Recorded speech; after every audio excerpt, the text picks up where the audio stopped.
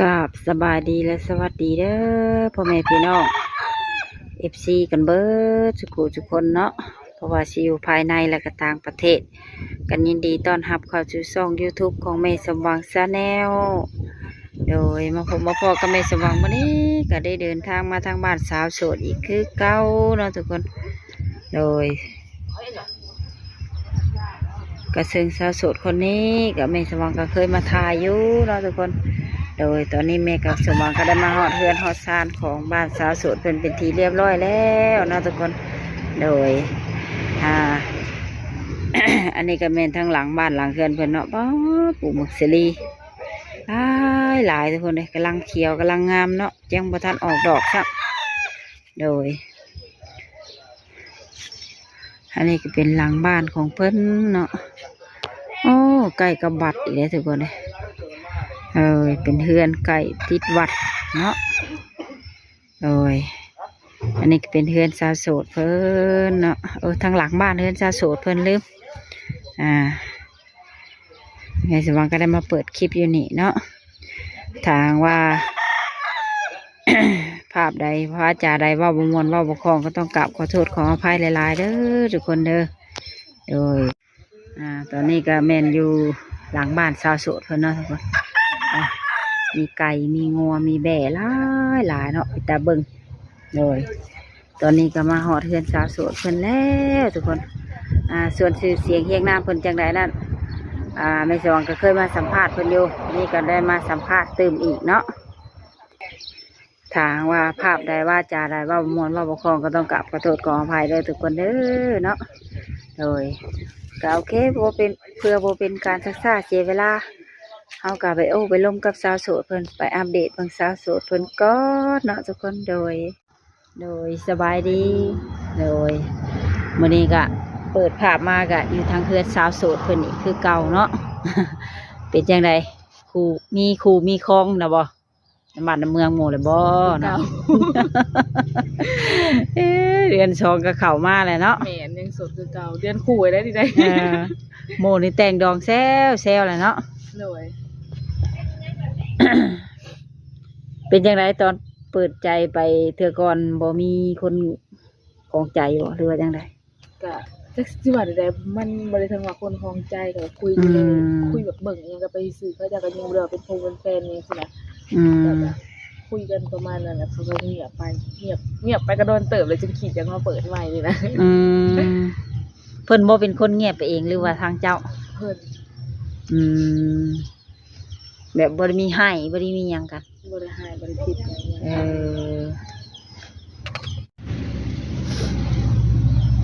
ก็อันทางเพิ่นบ่หายไปเองหรือว่าทางเจ้าทางเพิ่นแบบหลังจากที่เพิ่นเงียบไปเจ้าก็แบบบ่ได้เซตนำบ่หรือว่าแบบก็เสร็จก็นำกระโทรแต่เพิ่นบ่ตอบรับแบบบ่เบิ่งบ่อ่านเลยนะเนาะบ่ฮู้ว่าเพิ่นหายไปแบบใดเนาะหรือว่ามีคนใหม่บ่หรือว่าเจ็บป่วยหรือว่าตั้งอยากเลิกสิก็บ่ฮู้เลยเนาะบ่ได้ผิดอีหยังกันเด้คุยกันดีๆหรือว่าเพิ่นลอยเมียมาล้มบอกแบบนี้เฮาก็บ่ฮู้เนาะ ตามที่คุยกันนี่ก็ส่งเพิ่นสิโสดอยู่แล้ววะคบกันโดนเติบเนาะก็ตั้งแต่เปิดใจแล้วก็หาว่าเพิ่นได้เงียบไปประมาณ2เดือนหลังนี่ทางเจ้าเองนี่ก็แบบบ่ได้คบหลายคนนะมีแต่เพิ่นคนเดียว เวลาเพิ่นหายไปแล้วก็ถือว่าแล้วเลยจ้ะ สัมป้าอยู่กลางป่าเลยแล้วเนาะ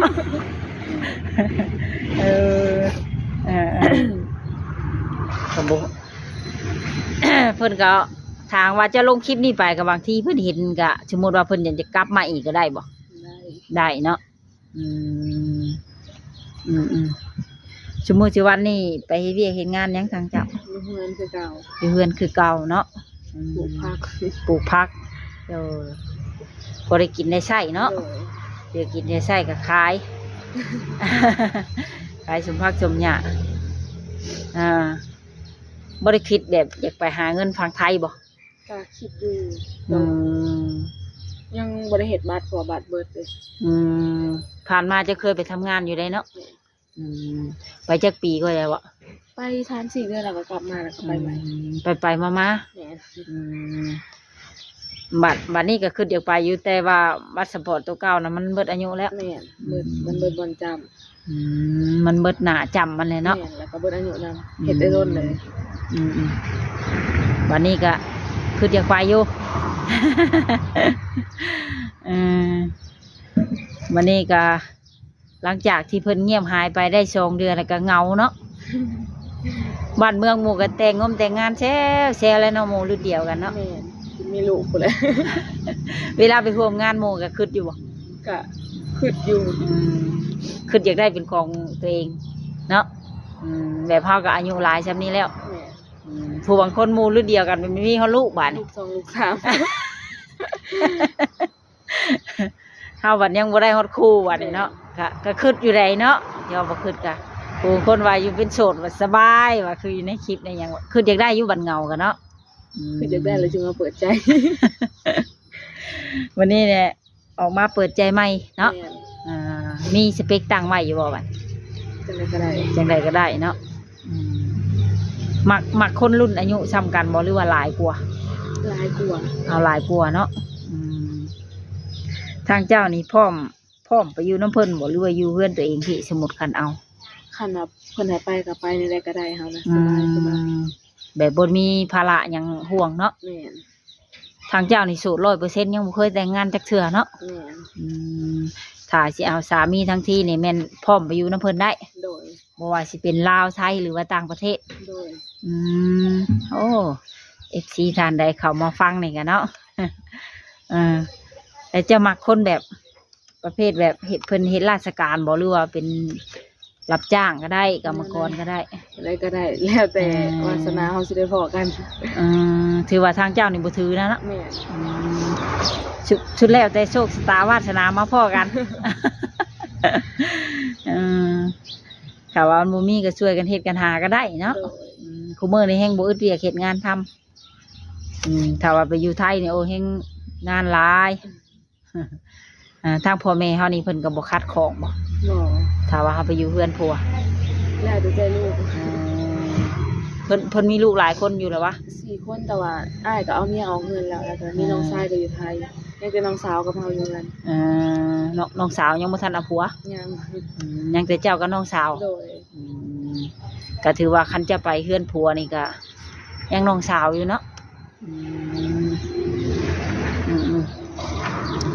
ที่เพิ่นเว้าแบบนั้นนี่ก็เพิ่นก็อยากให้ลูกได้ดีแหล้วเนาะ โดย เพราะว่าคันอยู่พี่ก็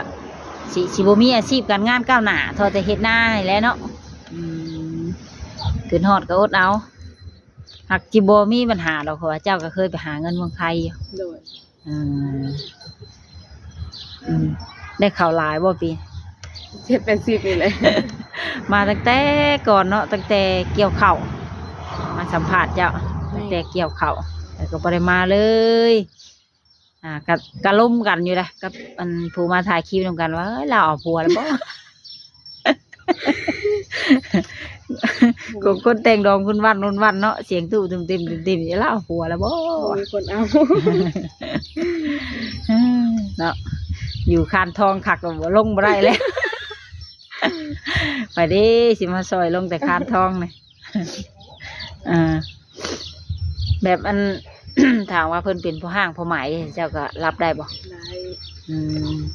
ที่จะล่มผ่านมานี่เพิ่นก็เป็นแบบคนมีครอบครัวแล้วบ่ ก็บ่ได้ถามมีหยังเพิ่นว่านั่นแหละขอเป็นคนสบายอยู่แล้วนะ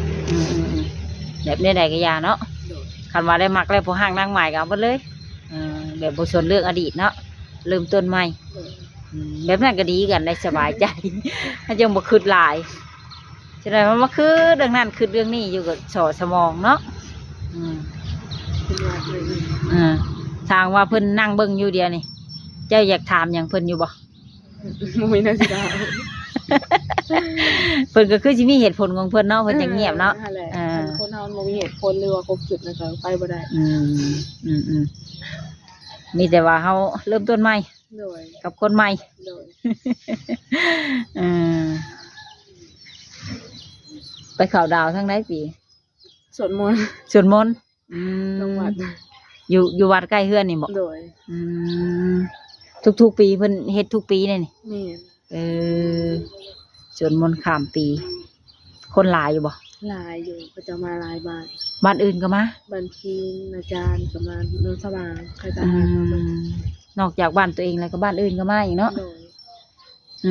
เพิ่นมักจัดงานแบบงานบุญตามประเพณีเรื่อยๆเนาะ แม่น อยู่ในวัดอันใกล้เฮือนเพิ่นนี่เจ้าก็สบายใกล้วัด อ่า วันศีลวันพรกับอันบวชข่าวบ่เพิ่นพาเฮ็ดบ่ แม่นเพิ่นลงวัน อืม เรื่องของเทศเรื่องอะไรนี่ก็ ฟังเทศเนาะ ฟังเทศ คนที่ลงในนก็นุ่งขาวเนาะอืมทุกวันศีลนับศีลเพ่งบ่เรือต้องเป็นเทศกาล ทุกวันสินนับสินเพลงนั่นแหละ เออ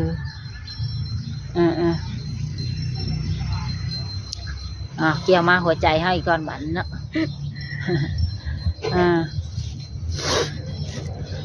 ไปอยู่เพื่อนเพิ่นก็ได้เนาะลาวไทยหรือว่าต่างประเทศ ทางเจ้านี่ก็มีช่องทางติดต่ออยู่บ่มีทางไหนแน่ ทางเฟซไลน์แอป สามช่องทางเลยเนาะทาง Facebook ก็ได้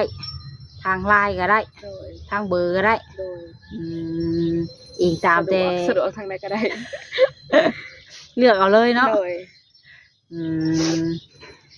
สรุปรวมแล้วกับน้องเพิ่นนี่โสด100%ทุกคนในโบนี่มีสุขมีเสียงไว้เนาะ โดย เพิ่นจังสามารถเปิดให้ช่องทางติดต่อทั้ง3ทาง แบบโบมีเงินงำเลยเนาะ โดย สะดวกรับสายนี่ช่วงใด ตอนใดก็ได้ ตอนใดก็ได้ เพิ่นสิโทรมา แบบแล้วแต่เพิ่นเลย โดย ผ่านมานี่ก็เคยเจออยู่บ่แบบหนมๆเพิ่นลอยเมียเพิ่นมาลิดน้ำเฮาแหละเมียเพิ่นโทรมาให้ อืม ก็ถือว่าโชคดีเนาะ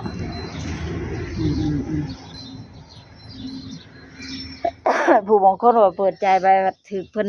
ลอยเมียมาโทรมาหาอะไรบัดเมียเพิ่นโทรมาให้แล้วบัด บ่เคย ยังบ่เคยเนาะ โดย ไปเฮ็ดงานอยู่ไทยนี่จังหวัดได้จะไปเฮ็ดตะกี้ อยู่บางบัวทอง อยู่บางบัวทองเฮ็ดงานห้านอาหารบ่ โดย ได้กินแซ่บนุ่มอุ่นเนาะ เอาได้ยินคนว่าไปเฮ็ดงานอาหารนี่เลือกกินว่าบ่ แต่แล้วแต่ผู้สิมากกันแหละ เอาคันบ่มักก็ซื้อกินอย่างอื่นห้านอื่นบ่มักข้าวเหนียวปิ้งไก่ก็ซื้อแลนซื้อห้านอื่นหมดแล้วเนาะหากินได้อยู่เนาะ โดยไม่ได้ก็ได้ เอาอยู่ในเรือนเจ้านี่ไผเป็นคนแต่งอยู่แต่งกิน เฮา เจ้าเลยแล้วแต่นะถ้าท่านเห็ดอะไรก็เห็ดหลักๆ ซอยกันเนาะ หลักๆก็เฮาเลย สรุปแล้วนี่คันแม่นมีครอบครัวนี่เจ้าก็สามารถเป็นแม่เฮือนได้เลยเนาะเพราะว่าเลือกทำอาหารเพิ่นทำเป็นทุกอย่าง ตามภาษาบ้านเฮาเลยเนาะ โดย อาหารที่บ้านเพิ่นเฮาก็บ่เป็นปานใด ว่าตามอาหารที่เฮาเคยกินนี่เฮ็ดได้เบิดเนาะ โดย แกงไก่แกงหน่อไม้ตำมะฮุ่งลาบเท่าเลยเนาะ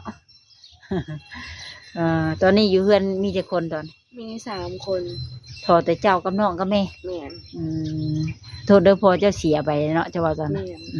เสียไปได้จากปีแล้ว 5 ปี แม่ก็ยังบ่มีครอบครัวใหม่เนาะ งาน เพิ่นก็คือว่ายังบ่ได้ทันเฒ่าปานใดเนาะ 5 40 ก็ถือว่ายังหนมอยู่ได้นะคันเพิ่นอยากเอาใหม่อีกก็ได้เนาะ โดย เพิ่นยังคิดน้ำผัวเพิ่นอยู่บ่หรือว่าแนวใด อยากเป็นอยู่เฮือนตัวเองบ่เนาะก็มีหยังอยากฝากถึงหนุ่มๆที่เพิ่นสิเข้ามาใหม่อยู่บ่ บ่มีบ่ โดย อย่าว่าให้เข้ามาด้วยความหวังดีบ่ต้มบ่ตัวประมาณนี้ ก็แล้วแต่นะ อ่า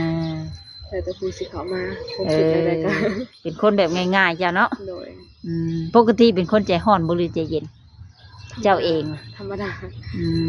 เวลาเจ้าอยากให้เจ้าแสดงอาการออกไปได้แบบโวยวายบ่หรือว่าเงียบ บ่มักอันแสดงอาการในเงียบมันผู้เดียว วายให้แล้วก็ยายเองถ้ายังให้แล้วคือเงียบเขาเลยก็แล้วผู้บางคนแบบคันยังให้ไปสิโวยวายเลยเนาะ หายพร้อมหายพร้อมเว้าพร้อม ทางน้องคนนี้สิแม่นเงียบเขาแล้วนะวายเครียดแล้วก็ยาเองเลยก็โอเคจ้ะเปิดกระเมนมาเปิดใจหาคนใหม่เนาะ โดย ทางใดก็ได้คนนะลาวไทยหรือว่าต่างประเทศอายุเด้เอาจากประมาณจักปีเจ้าก็ลืมถาม คนที่สิคุยเลยบอก แหม ประมาณ30ขึ้นไปอะไร 30ขึ้นไปหาจักเท่าไหร แล้วแต่ตัวใดก็ได้ สมมติว่ามีหนุ่มๆประมาณ70มาอยากจีบนี่ได้บ่ ได้ อิงตามว่าเพิ่นสิไหวบ่หรือบ่ประมาณนี้บ่ น้องก็รอเองตามคนนะเนาะแบบใดก็ได้เพิ่นเป็นคนง่ายๆทุกคนเลยไปหารัดงัวบ่ขับมาจำนี้แหละมีงัวบ่ เพื่อนมันมีงัวแต่ใส่ออกบ่ฮอดพักอะไรก็ เอ ล้างถ้วย อ มีเวลาถ้วยหนึ่งเขา พดพักล้างถ้วยเฮ็ดเวียกเพื่อนแล้วเนาะยามขับมาเลยเนาะก็โอเคสำหรับคลิปนี้ก็สิได้ขอโจกคลิปไว้เพียงเท่านี้ไว้มื้อหน้ามื้อในเนาะจะมาอัปเดตใหม่สำหรับคลิปนี้ก็สิได้กล่าวคำว่าสบายดีก็โอเคเนาะทุกคนสำหรับคลิปนี้ก็สิได้ขอโจกคลิปไว้เพียงเท่านี้เนาะโดยทางว่าภาพใดเนื้อหาใดมันบ่สุภาพเว้าบ่ม่วนเว้าบ่คล่องก็ต้องกราบขอโทษขออภัยโดยและก็ที่สำคัญเนาะก็ต้องกราบขอบคุณ FC ทุกท่านที่เข้ามากดเบิ่งกดชมแต่ต้นจนจบเนาะก็ขอให้ FC ทุกท่านจงอยู่ดีมีแรงสุขภาพเข้มแข็งอายุมั่นขวัญยืนเด้อทุกคนเด้อโดยเงินไหลน้องทองไหลมาเนาะคิดหยังก็ให้ได้สมดังมโนหวังเด้อ FC เด้อโดยสาธุเนาะก็โอเคก็สำหรับคลิปนี้ก็สิได้ขอโจคลิปไว้เพียงเท่านี้เนาะไว้พอกันใหม่ในคลิปหน้าสำหรับคลิปนี้ก็สิได้กล่าวคำว่าสบายดีบ๊ายบาย